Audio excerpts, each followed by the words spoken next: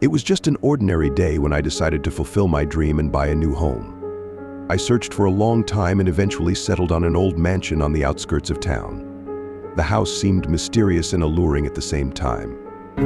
When I first stepped inside its walls, I felt something strange, but I didn't pay much attention to it. The first few days in the new house were peaceful, but gradually strange events started to occur. At night I heard rustling and moans, but there was no one in the room. Objects began to disappear and reappear in different places. I started to feel a presence, as if someone was watching me every second. Every night I had nightmares where ghostly shadows pursued me and voices whispered nonsensical phrases. I tried to explain to myself that it was just the stress of moving, but the longer I lived in this house, the stronger the feeling of an invisible presence grew. One day when I returned home from work, I was greeted with a horrifying sight.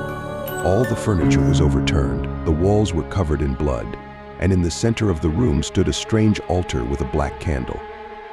I was horrified and realized that something sinister was happening in this house. I decided to investigate what was going on and turned to the local residents. They told me a horrifying story connected to this house. It turned out that there was a mass murder here once, and the souls of the deceased could not find peace. I realized that my life was hanging by a thread and decided to leave this place. But the doors and windows closed on their own, and I understood that the house had its own plans for me. I tried to resist, but invisible forces pulled me into the dark depths of the house.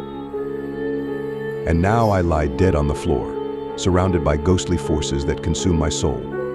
I realize that this is the end of my life, and my scream is lost in the darkness of this cursed house.